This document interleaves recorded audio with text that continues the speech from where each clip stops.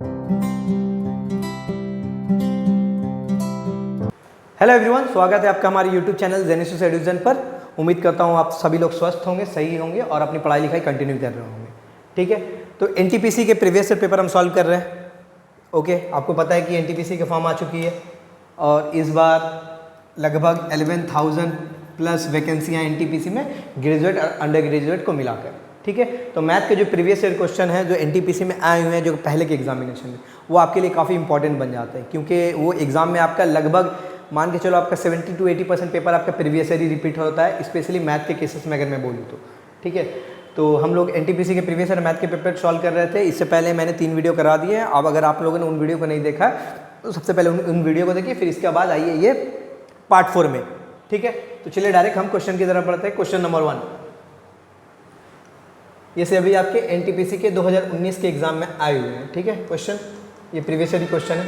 Question number 1 कह रहा है Tony should get 40% of the total marks to pass. Tony को पास होने के लिए 40% की रिक्वायरमेंट है। एक एग्जाम में अगर टोनी पास करना चाहता है तो उसको 40% मार्क्स लाना पड़ेगा। He obtained 120 marks and failed by 30 marks. वो क्या किया, 120 मार्क्स लेकर आया और 30 मार्क्स से फेल हो गया। अच्छा, तो पासिंग मार्क्स क्या होगा बताओ तुम? पासिंग मार्क्स क्या होगा? 120 मार्क्स लाया और 30 मार्क्स से फेल हो गया। इसका मतलब अगर 30 मार्क्स लेकर आता तो पास हो जाता। तो पासिंग मार्क्स कितना होगा? 30 जोड़ दो यानी 150 मार्क्स होगा, 150। 150 मार्क्स लाता वो क्या होता? पास हो जाता। पासिंग परसेंटेज कितना? मतलब अगर नंबर में मैंने बताया, नंबर में बात करूँ तो 150 नंबर लाना पड़ेगा, जबकि परसेंटेज में बात करूँ तो 40% मार्क्स लेके आना पड़ेगा। तो मैं बोल सकता हूँ 40% का मतलब ही क्या होगा? 150 होगा, 150 मार्क्स। तो हमसे पूछा है क्या, what are the total marks. आपको पता होना चाहिए कि टोटल मार्क्स हमेशा 100% होता है। ठीक है, तो 40% का मतलब 150 मार्क्स है, तो 1% का मतलब कितना होगा? 150 बटा 40। तो आप ये कर लो, टोटल मार्क्स दैट इज 100% का वैल्यू कितना होगा?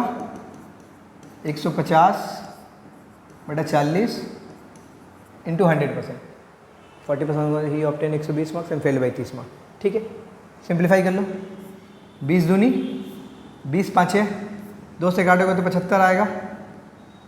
75 पाँचे कितना होगा? 5 5 25, 5 से 35 37, यानी 375 मार्क्स हमारा क्या होगा? टोटल मार्क्स हो जाएगा एग्जाम का। यानी 375 मार्क्स का एग्जाम है और अगर आप 150 मार्क्स लाते हो यानी 40% मार्क्स लेके आते हो तो आप पास हो जाओगे। Okay, question number 2, Rakesh has coins in denomination of only ₹2 and ₹5 with him। Rakesh के पास सिर्फ 2 तरह का कॉइन है, एक 2 रुपये का कॉइन है और एक 5 रुपये का कॉइन है। मतलब एक कॉइन नहीं है, कुछ कॉइन्स है उसके पास, 2 रुपये और 5 रुपये के कुछ कॉइन्स है उसके पास। If the total number of coins that he has is 60। अब क्या बोला कि टोटल उसके पास कितने कॉइन है? 60 कॉइन है। मैं मान लेता हूँ कि 2 रुपये वाले जो कॉइन है ना, 2 तरह के कॉइन है, एक 2 रुपये वाले, एक 5 रुपये वाले। मैं अज्यूम करता हूँ कि 2 रुपये वाले उसके पास x कॉइन है और 5 रुपये वाले उसके पास y कॉइन है। तो अगर दोनों को जोड़ूंगा तो टोटल कॉइन कितने उसके पास? 60 है। टोटल कॉइन कितने हैं? 60 है। तो अगर बोला कि कॉइन को अगर गिना जाए तो 60 कॉइन है और अगर अमाउंट को गिना जाए तो टोटल 240 रुपये और है। तो हमसे पूछा कि 2 रुपये के कितने कॉइन है और 5 रुपये के कितने कॉइन। अच्छा, ये देखो 2 रुपये के x कॉइन है, 5 रुपये का y कॉइन है। तो 2 रुपये के जो x कॉइन है उनकी वैल्यू कितनी होगी? 2 रुपये के जो x कॉइन है उनकी वैल्यू आप बोल सकते हो 2x होगी। अरे 2 रुपये के x कॉइन है ना, तो एक कॉइन की वैल्यू 2 रुपया, तो x कॉइन की वैल्यू कितनी होगी? 2x होगी। सिमिलरली 5 रुपये के कॉइन की वैल्यू कितनी होगी? 5y होगी। तो दोनों को जोड़ दूंगा तो टोटल वैल्यू कितना होगा? 240 होगा ना। तो हो गया आपका 2 इक्वेशन मिल गया। दोनों इक्वेशन को सॉल्व कर लो। x + y = 60 और 2x + 5y = 240। अब इन दोनों इक्वेशन में से किसी एक के वेरिएबल को इक्वल करके क्या करो? माइनस कर लो। तो 2 से इसको 2 से मल्टीप्लाई करते हैं हम। ठीक है, इक्वेशन नंबर 1 को 2 से, तो 2 से मल्टीप्लाई करोगे कितना हो गया? 2x + 2y = 120 और ये हो गया कितना? 2x + का 5y = 240। माइनस कर दो, माइनस माइनस माइनस काट दो। 2y में से माइनस का 5y जाएगा तो माइनस का 3y। 120 में से 240 घटाओगे तो माइनस का 120। माइनस माइनस कैंसिल आउट होगा। y = कितना हो जाएगा? 3 से काटोगे तो 3 चौके 12, यानी 5 रुपये के कितने कॉइन है उसके पास? 40 कॉइन है। अच्छा, इक्वेशन 1 क्या थी? x + y = 60 थी। अब y का वैल्यू अगर 40 आया तो y की जगह पे 40 पुट कर दो। x की वैल्यू कितनी आ जाएगी? 20 आ जाएगी। यानी x रुपये के 2 रुपये के उसके पास 20 कॉइन है और 5 रुपये के उसके पास 40 कॉइन। आसान क्वेश्चन था, ठीक है। चलिए question number 3। A man buys 20 article for ₹16 and sells them at the rate of ₹1.50 article. एक आदमी क्या करता है, 20 आर्टिकल खरीदता है, मतलब 20 कोई भी सामान खरीदता है, 20 पीस खरीदता है, 16 रुपये में खरीदता है, ठीक है। और क्या करता है, एक आर्टिकल को 1.5 रुपये में बेचता है। तो यहाँ पे लिखो SP ऑफ 1 आर्टिकल, एक आर्टिकल को कितना रुपये में बेच रहा, तो आप बोलोगे 1.5 रुपये में बेच रहा, ठीक है। टोटल आर्टिकल खरीदा कितना है, उसने 20 आर्टिकल खरीदा, तो 20 आर्टिकल का सेलिंग प्राइस कितना होगा, एक आर्टिकल का कॉस्ट प्राइस अगर 1.5 रुपया है तो 20 आर्टिकल का कॉस्ट प्राइस कितना होगा, 1.5 रुपया इंटू 20 कितना है, मल्टीप्लाई करोगे तो 30 रुपया आ जाएगा, ठीक है। देखो 20 आर्टिकल को बेच रहा है 30 रुपया में, 20 आर्टिकल का कॉस्ट प्राइस कितना है, कॉस्ट प्राइस ऑफ 20 आर्टिकल, तो आप बोलोगे 20 आर्टिकल को खरीदा तो 16 रुपया में था, कितना में था उसने, 16 रुपये में खरीदा था। अब देखो 20 आर्टिकल को खरीदा है 16 रुपये में, बेच रहा है 30 रुपये में, तो फायदा कितना हुआ, प्रॉफिट हुआ। तो आप बोलोगे प्रॉफिट कितना का हुआ, तो 14 रुपये का प्रॉफिट हुआ, ठीक है। तो प्रॉफिट परसेंटेज पूछा हमसे, प्रॉफिट परसेंटेज का फार्मूला होता है प्रॉफिट बटा कॉस्ट प्राइस, कॉस्ट प्राइस है 16 इंटू 100, काट लो, 2 7 14, 2 8 16, ठीक है। इसको डेसिमल में कन्वर्ट करोगे क्या आएगा, 87.5% आएगा, ठीक है।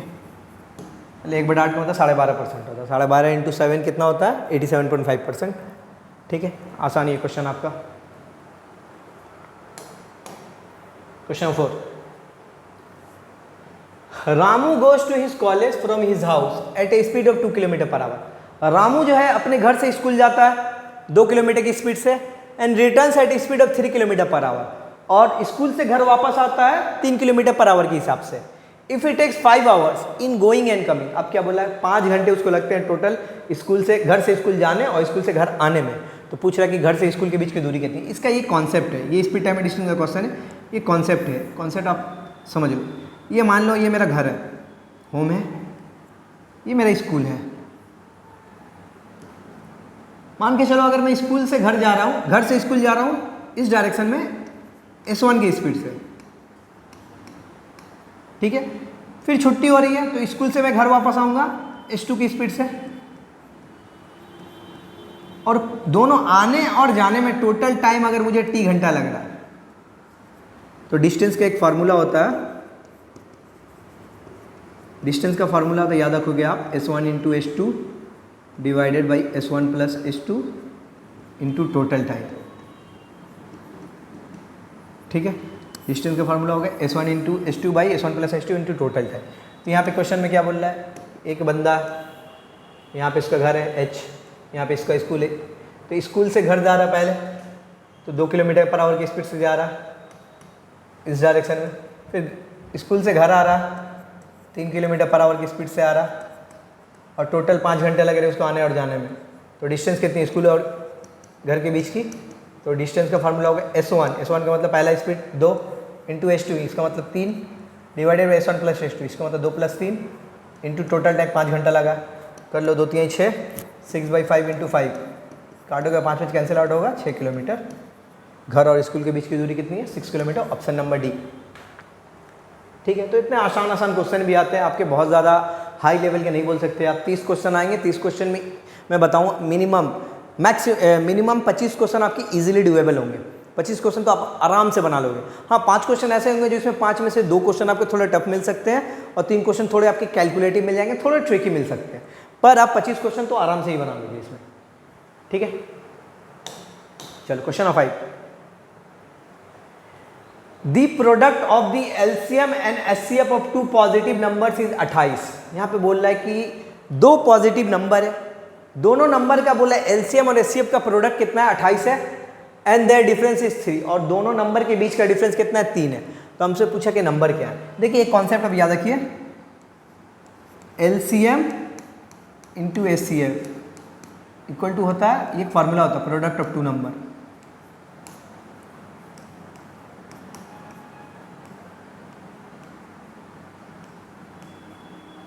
इसका मतलब क्या होता है, दो नंबर का जो प्रोडक्ट होगा ना हमेशा उनके एलसीएम और एचसीएफ के प्रोडक्ट के इक्वल होगा। दो नंबर का जो प्रोडक्ट होता है वो हमेशा उनके एचसीएफ और एलसीएम का इक्वल होता है। ठीक है, तो यहाँ पे बोल रहा है कि दो नंबर का जो एलसीएम और एचसीएफ का प्रोडक्ट, यहाँ पे यानी एलसीएम एचसीएफ का प्रोडक्ट ये वैल्यू दिया हुआ 28 है और दो नंबर के बीच का डिफरेंस कितना है, 3 है। तो हमसे पूछ रहा है कि दोनों नंबर क्या है, तो लिखो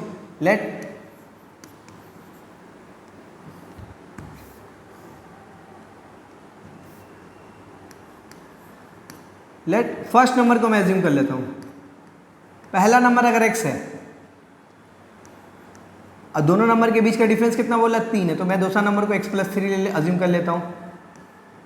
ठीक है, दूसरा नंबर को मैं x+3 ले लेता हूं।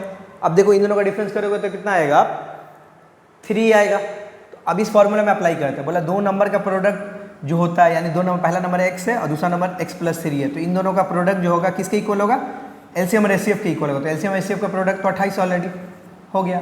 अब यहाँ पे इसको मल्टीप्लाई करो, ये क्या आएगा आपका मिडिल टर्म फैक्टर आएगा, इसको सॉल्व करके x की वैल्यू निकालो, आंसर आ जाएगा। निकालते हैं, चलो x को x से मल्टीप्लाई करते हैं, x² + 3x + 28 इधर लाएंगे तो यहाँ पे -28 = 0। मिडिल टर्म करो, x² + 3। अब देखो यहाँ पे 28 को अगर फैक्टर करोगे तो 7 चौके 28, तो 3 को लिख सकता हूँ मैं 7x - 4x - 28 = 0। इन दोनों में कॉमन लो, x कॉमन जाएगा तो x+7, इन दोनों में कॉमन लो, -4 जाएगा तो x+7 = 0। अब इन दोनों में क्या कॉमन है, इन दोनों में आप बोलोगे कॉमन है x+7, x+7 कॉमन गया तो यहाँ पे बचा x, यहाँ पे बचा -4 = 0। अब देखो दो नंबर का प्रोडक्ट जो है 0 के इक्वल है, तो आपको पता है आइदर क्या होगा, x+7 0 के इक्वल होगा और x - 4 0 के इक्वल होगा। x इक्वल टू क्या है, यहाँ पे -7 आएगा, यहाँ पे x इक्वल टू कितना आएगा, +4 आएगा। देखिए अब क्वेश्चन में ध्यान से देखिए, बोला कि दोनों नंबर पॉजिटिव है, इसका मतलब ये वैल्यू मैं x की नहीं ले सकता, यानी x -7 के इक्वल नहीं हो, तो x की वैल्यू क्या होगी, 4 होगी। तो हमसे पूछा गया कि दोनों नंबर क्या है, तो पहला नंबर को मैंने x एज्यूम किया, तो फर्स्ट नंबर क्या हो गया हमारा, 4 हो गया। सेकंड नंबर कितना होगा, x+3 है, तो 4 + 3 7 हो जाएगा, यही मेरा आंसर हो जाएगा 4 और 7, जो कि ऑप्शन नंबर बी में। ठीक है, 4 वाला जो है ऑप्शन नंबर बी में है। तो ये आसान है, बेसिक कॉन्सेप्ट पे ऊपर है आपके नंबर सिस्टम। ये नंबर सिस्टम के एक्चुअल में क्वेश्चन है, नहीं सॉरी, ये एचसीएफ एलसीएम का क्वेश्चन है, तो ये बेसिक प्रिंसिपल पे ही बने आपका क्वेश्चन है। ठीक है, ज़्यादा हार्ड नहीं होते हैं। और मैं आपको बताऊं, देखिए आपको अगर एग्जाम का पैटर्न के बारे में पता हो एनटीपीसी में, तो एनटीपीसी में मैथ के 30 क्वेश्चन आते हैं, ठीक है, रीजनिंग के 30 क्वेश्चन आते हैं और जीके के 40 क्वेश्चन आते हैं। ठीक है, और आपको पता है कि इस बार की वैकेंसी कम है लास्ट टाइम के मुकाबले में, तो इस बार कटअप भी आपको हाई जाने वाले, तो इन दोनों सेक्शन को आप इग्नोर कर ही नहीं सकते, या इन दोनों, क्योंकि जीके देखिए जीके बहुत ही अनप्रेडिक्टेबल होता है, वो चाहे रेलवे का जीके हो या एसएससी का जीके हो, क्योंकि एग्जाम टीसीएससी कंडक्ट करवा रही है, पेपर टीसीएससी बनवा रही है। ठीक है, तो पेपर में क्या होता है ना, जीके बहुत ही अनप्रेडिक्टेबल होता है, तो जीके में आप 100% श्योरिटी के साथ नहीं बोल सकते कि 40 में आप 30 स्कोर कर ही लोगे। ठीक है, 40 में 35 स्कोर कर ही लोगे, नहीं, अगर 50% भी मार्क्स आता है तो बहुत बड़ी बात होती है। ठीक है, तो मेन क्या होता है कि ना, मैथ और रीजनिंग में आपको मैक्सिमम स्कोर करना पड़ता है। मैथ और रीजनिंग में आप अफोर्ड कर ही नहीं सकते कि 30 में से 25 क्वेश्चन सॉल्व करके आ जा रहे हो या 22 क्वेश्चन सॉल्व कर, नहीं, आपको 30 में से मिनिमम तो 28-29 तो सॉल्व करने ही करने पड़ेंगे, या 30 तक आपको सॉल्व करने पड़ेंगे, तभी आप क्या करोगे, कटअप क्लियर कर पाओगे। ठीक है, तो इस बार बहुत ही सीरियसली से आप पढ़ाई करो, क्योंकि एग्जाम में आपका अभी भी 3 महीने का समय बचा हुआ है। 3 महीने में आप अच्छी तरीके से तैयारी कर सकते हो, मैथ का प्रीवियस ईयर क्वेश्चन लगा के आप तैयारी अपनी बहुत बढ़िया कर सकते हो, तो इस तरह आप एग्जाम में आपको क्रैक करने में ये हेल्प होगा। ठीक है, अब देखिए, हाँ, अगर आप लोग इस बार सीरियसली अगर तैयारी करना चाहते हैं कि इस बार ही आपके एनटीपीसी का एग्जाम आपको क्लियर हो जाए, तो आईबीटी बेहाला की तरफ से एक एनटीपीसी स्पेशल बैच यहाँ पे चल रहा है। ठीक है, इस स्पेशल बैचेस में आपको हमारी जेनेसिस ऐप का सपोर्ट मिलेगा। ठीक है, इस ऐप में क्या होगा, आपके प्रीवियस ईयर क्वेश्चन होंगे, ठीक है, पेड वीडियोज़ जो होंगे, जो आपके ऑलरेडी प्री रिकॉर्डेड वीडियोज़ जो होंगे, आपके स्टडी मटेरियल जो होंगे, कॉम्प्रिहेंसिव स्टडी मटेरियल पहले से ही अवेलेबल रहेंगे। वीकली आपको मॉक टेस्ट लिया जाएगा, साथ ही साथ स्मार्ट क्लासरूम, रिकॉर्डेड वीडियोज़ की फैसिलिटी और ऑब्वियसली एक्सपर्ट फैकल्टीज होंगे आपकी हेल्प करने के लिए, आपकी तैयारी को और ज़्यादा इन्हांस करने के लिए, बेटर बनाने के लिए।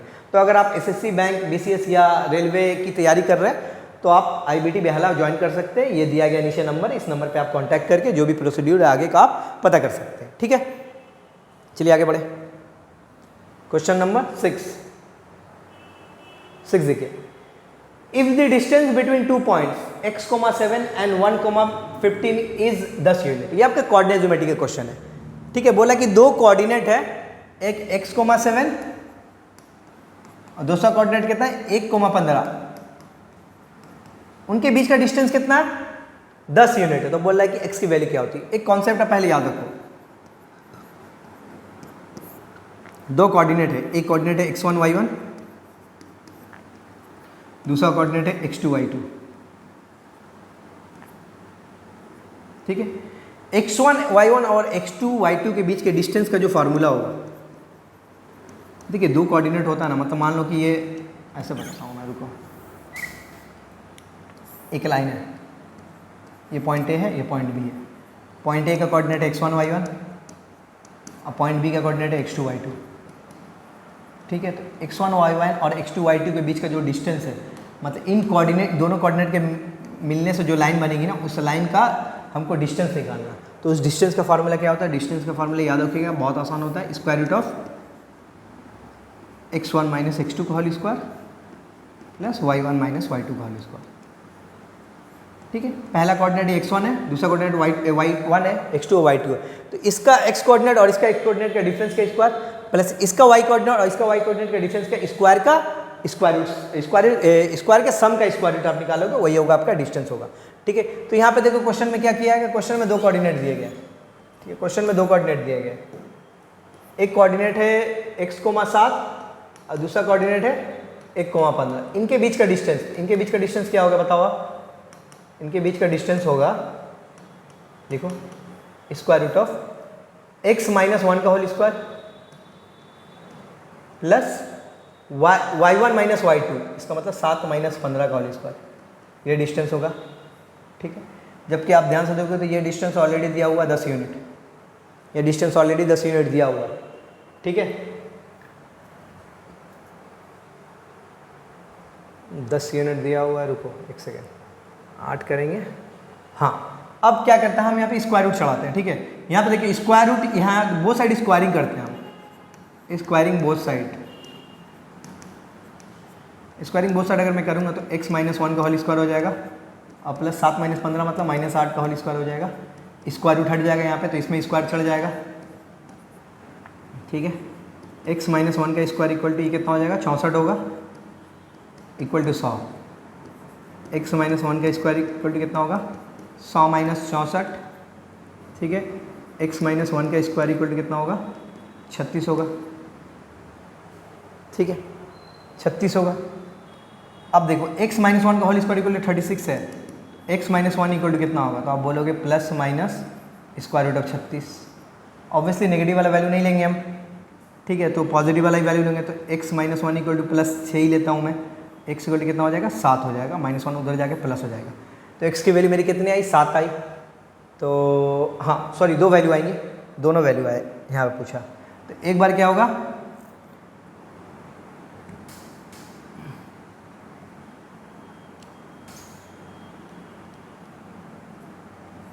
x minus 1 equal to plus minus 6 होगा, ठीक है, 36 का प्लस माइनस 6 होगा। तो एक बार ज़रा आता हूँ, रुको, ठीक है। एक बार क्या लूँगा मैं, इधर x minus 1 equal to plus 6 लूँगा और x minus 1 equal to minus का 6 लूँगा। तो प्लस का 6 लेने पे x का वैल्यू 7 आएगा और माइनस 6 लेने पर x की वैल्यू कितनी आएगी, माइनस का 5 आएगी। तो x की दो वैल्यू होगी, एक वैल्यू होगी +7, दूसरी वैल्यू कितनी होगी, -5। तो ऑप्शन नंबर सी होगा इसका आंसर हो जाएगा।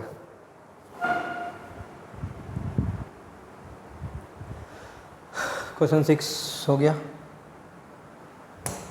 क्वेश्चन 7 देखिए,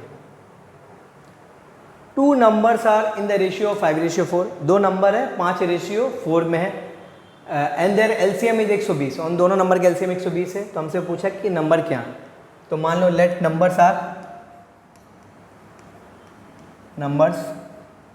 आर कितने होंगे, 5x और 4x ले लो। लेट नंबर्स आर क्या होंगे, 5x और 4x, क्योंकि रेशियो में है तो x मान लो। इन दोनों का एलसीएम कितना होगा बता दो, इन दोनों का एलसीएम आप बोलोगे 20x होगा, क्योंकि देखो 100 दोनों में कॉमन है तो एक ही बार लेंगे, 4 और 5 का एलसीएम 20 होगा। जबकि दोनों का एलसीएम कितना दिया हुआ आपको 120 दिया हुआ, तो 20x का मतलब 120 होगा, तो x का मतलब कितना होगा 6 होगा। ठीक है, तो हमसे पूछ रहा है कि नंबर क्या है, तो नंबर क्या है, देखिए नंबर आपने अज्यूम किया था 5x और 4x, तो आपके नंबर हो जाएंगे 5x, इसका मतलब 5 × 6 30, और 4x था यानी 4 × 6 24, 30 और 24 होगा, क्योंकि ऑप्शन नंबर बी है। ये एलसीएम एचसीएफ से क्वेश्चन आ रहे हैं अच्छे खासे। ठीक है, क्वेश्चन नंबर 8, ये देखिए 8 क्वेश्चन जो है आपके टाइम एंड वर्क का क्वेश्चन है। टाइम एंड वर्क में क्वेश्चन में क्या बोला है कि इफ 8 men और 3 women can finish a piece of work in 15 days, sorry 2 men और 3 women, 2 आदमी और मतलब या 3 औरत किसी काम को 15 दिन में करते हैं। मतलब किसी काम को अगर 2 आदमी करेंगे तो 15 दिन लेंगे, और अगर उसी काम को 3 औरत करेंगी तो वो भी लोग 15 दिन ही लेगी। ठीक है, तो हमसे पूछ रहा है कि अगर उसी काम को 6 आदमी और औरत मिलकर करे तो काम कितने दिनों में खत्म होगा। देखो टाइम एंड वर्क का कॉन्सेप्ट आपको पता है, थोड़ा सा मैं समझा देता हूँ। इफिशियंसी सबसे पहली होती है। इफिशियंसी का मतलब होता है एक दिन का काम। ठीक है, एक दिन का काम, 1 day वर्क। एक दिन में हम जितना काम करते हैं वही हमारी क्या होती है, इफिशियंसी होती है। ठीक है, टोटल वर्क क्या होता है, टोटल वर्क होता है इफिशियंसी को अगर आप टाइम से मल्टीप्लाई कर दो, शॉर्ट में मैं EFF लिख रहा हूँ। ठीक है, तो वो टोटल वर्क मिलता है। इफिशियंसी मतलब एक दिन में जितना काम कर रहे हो। सपोज करो कि आप एक फैक्ट्री में काम करते हो, फैक्ट्री क्या करती है, पेन बनाती है। आप फैक्ट्री में काम कर रहे हो तो आप एक दिन में अगर आप 10 पेन बना रहे हो तो आपकी इफिशियंसी हुई 10। तो आप हफ्ते में 6 दिन तक काम कर रहे हो तो 6 दिन में आप टोटल कितना काम करोगे, एक दिन में आप 10 पेन बना रहे हो तो 6 दिन में 60 पेन बनाओगे, तो आपका टोटल वर्क हो जाएगा इफिशियंसी, मतलब एक दिन की इफिशियंसी 10 और 6 दिन काम की तो 60 हो जाएगा, टोटल वर्क होगा। ठीक है, अब आइए हम क्वेश्चन पे आते हैं। क्वेश्चन में कह रहा है कि 2 आदमी और 3 और किस काम को 15 दिन में करते हैं। देखते हैं, एक आदमी का इफिशियंसी को अगर मैं m कंसीडर करता हूँ, क्योंकि 1% का इफिशियंसी मुझे पता है ही नहीं एक आदमी का, तो एक आदमी का इफिशियंसी अगर कैपिटल M है तो 2 आदमी का इफिशियंसी कितना होगा, 2m होगा। इसका मतलब 2 आदमी एक दिन में इतना काम करते हैं, ये क्या है, इफिशियंसी ऑफ 2 men। ठीक है, इफिशियंसी ऑफ 2 men, 2 आदमी एक दिन में इतना काम करते हैं। अब 2 आदमी कितना दिन में काम खत्म कर रहे हैं, 15 दिन में। तो ये देखो, ये मैंने क्या किया, ये मैंने इफिशियंसी को टाइम से मल्टीप्लाई कर दिया, 2 आदमी का इफिशियंसी को टाइम से मल्टीप्लाई कर दिया, तो यही तो होता है टोटल वर्क। तो टोटल वर्क का मतलब कितना हो गया, 2m × 15। अब क्या बोल रहा, अगर उसी काम को 3 औरत करे तो एक औरत की इफिशियंसी को मैं W कंसीडर कर रहा हूँ, तो 3 औरतों की इफिशियंसी कितनी होगी, 3W। इसी काम को 3 औरत करेगी तो वो भी लोग 15 दिन ही लेती है। ठीक है, तो ये इफिशियंसी इनटू टाइम, तो ये भी तो टोटल वर्क हुआ। तो टोटल वर्क इक्वल टू इतना होगा। अब देखिए टोटल वर्क, दोनों टोटल वर्क है, इसका मतलब क्या होगा, दोनों इक्वल होंगे। तो दोनों इक्वल होंगे तो मैं बोल सकता हूँ यहाँ पे देखो 2m × 15 इक्वल टू 3W × 15, 15 काट दो, m/w इक्वल टू कितना होगा, 3/2। तो ये क्या आया, ये आपकी efficiency I, efficiency of 1 man। इसका मतलब एक आदमी का इफिशियंसी कितना है, 3 है, और एक वुमन का इफिशियंसी कितना है, 2 है।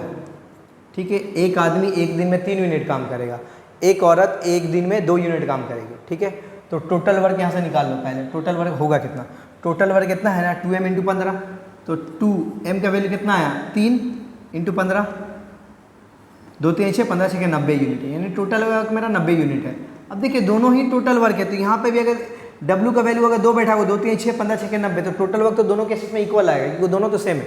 ठीक है, अब बोला कि इस 90 यूनिट काम को, इस 90 यूनिट काम को अगर 6 आदमी और 9 औरत मिलकर करते हैं तो कितने दिन लगेंगे उनको काम को कंप्लीट करने में। तो एक काम करो आप, 6 आदमी, इफिशियंसी ऑफ 6 आदमी और 9 औरत का इफिशियंसी पता कर लो पहले। एक आदमी की इफिशियंसी कितना, 3 है, तो 6 आदमी की इफिशियंसी कितना होगा, 6 × 3। सिमिलरली एक औरत की इफिशियंसी कितना, 2, तो 9 औरत की कितना होगी, 9 × 2, 6 3 18 प्लस 9 3 18, यानी 36 यूनिट होगा। ठीक है, 9 आदमी 6 आदमी और 9 औरत की इफिशियंसी कितना है, 36 है, और उनको काम कितना कितना करना है, टोटल 90 यूनिट काम करना, तो कितना टाइम लगेगा। तो टाइम का फार्मूला पता है आपको, यहाँ से टाइम इक्वल टू निकालोगे तो टोटल वर्क बाई इफिशियंसी होगा। टोटल वर्क 90 है, इफिशियंसी कितनी है, 36 है। 18 दूना 36, 18 × 5 = 90, 5/2 का मतलब 2.5 days,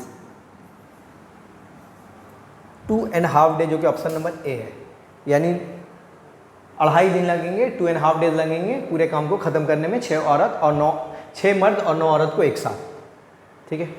question number 9, Ramu borrows ₹64,000। Ramu क्या करता है, 64,500 रुपये उधार लेता है 25% रेट ऑफ इंटरेस्ट पर at compound interest. Compound interest पर क्या करता है, 64,000 रुपये उधार लेता है 25% रेट ऑफ इंटरेस्ट पर। At the end of every year he pays 3200 as part of repayment. हर साल के अंत में क्या करता है, 3200 रुपये, 3,200 रुपये क्या करता है वो पेमेंट देता है अपना लोन को चुकाने के लिए, जो भी। बोला how much does he still owe after 3 such installment, मतलब 3 बार ऐसा पे करने के बाद, और उसको कितने पैसे देने बाकी है। तो देखिए कंपाउंड में पता है आपको कि प्रिंसिपल हर साल चेंज होते रहता है, यानी जो अमाउंट होता है वो प्रिंसिपल बन जाता है दूसरे साल में। तो देखो क्या करता हूँ मैं, 64,000 पहले है पहला साल में ही, ठीक है।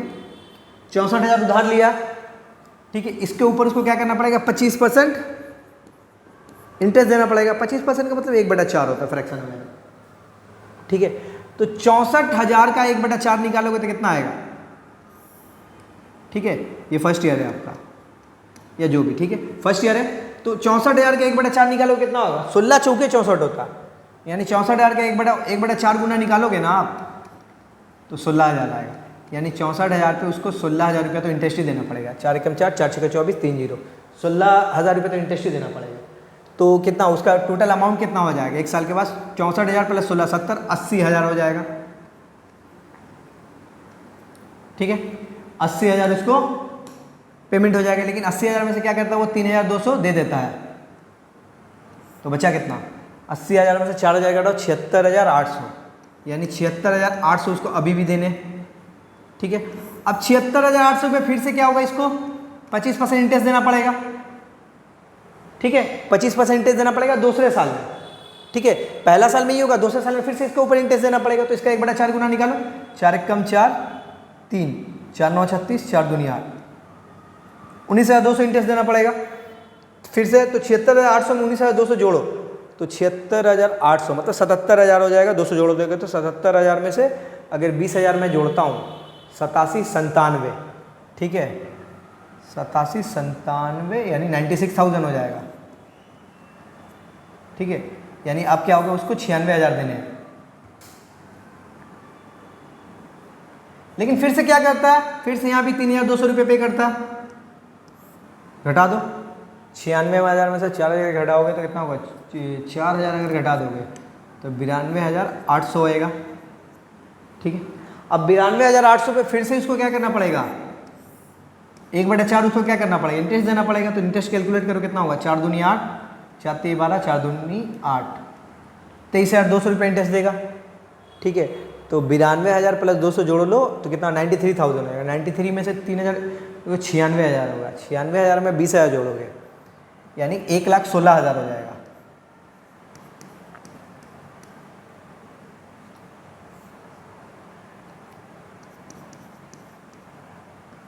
एक 1,16,000 फिर से क्या करता है, 1,16,000 में 3,200 रुपये पे कर देता है। 16,000 में से 4,000 घटा दो, 12,000, 1,12,800, ठीक है। यानी 3 बार, देखो मैंने 3 बार क्या किया, उसका जो भी इंस्टॉलमेंट था 3,200 3,200 3,200 क्या कि यहाँ पे कर दिया। तो 3 बार 3,200 पे करने के बाद अभी भी उसको कितना देना बाकी है, 1,12,800 रुपया देना बाकी है, जो कि ऑप्शन नंबर डी है आपका। तो ये 3 बार ऐसे आपको क्या करना पड़ेगा, इंटरेस्ट निकल कर जोड़ो, फिर जितना पेमेंट करा माइनस कर दो, तो ऐसे आपका निकल जाएगा, ठीक है। तो अभी भी 1,12,800 वो देना उसको बाकी है। Question number 10, a businessman sold 2 flats for ₹8,25,000, ठीक है। एक बिजनेसमैन क्या करता है, 8,25,000 में क्या करता है, 2 फ्लैट बेच देता है। On one he gains 9% while on the other he losses 9%। एक बिजनेसमैन के पास 2 फ्लैट है, दोनों फ्लैट को 8,25,000 में बेच देता है। एक फ्लैट को बेचने पे उसको 9% का प्रॉफिट हुआ, जबकि दूसरे फ्लैट पे उसको 9% का लॉस हुआ। तो हमसे पूछ रहा है कि उसको ओवरऑल टोटल कितना % लॉस या प्रॉफिट हुआ दोनों फ्लैट में को मिलाकर, यानी दोनों फ्लैट को बेचने पर कितना % का लॉस या प्रॉफिट हुआ। देखो ये जो डेटा है ना, इस डेटा का हमको रिक्वायरमेंट है ही, ठीक है। पहले बोला क्या है कि एक फ्लैट को बेचने पर 9% की प्रॉफिट हुई और दूसरे फ्लैट को बेचने पर 9% की लॉस हुई। तो एक मैंने आपको कॉन्सेप्ट बताया था, कॉन्सेप्ट में क्या होता, अगर मेरे पास 2 सामान, मेरे पास 2 सेम टाइप का 2 पेन, एक पेन को बेचता हूँ तो अगर मुझे X% का लॉस होता है और दूसरे पेन को बेचने पर मुझे जितना लॉस हुआ उतना ही मुझे प्रॉफिट होता है।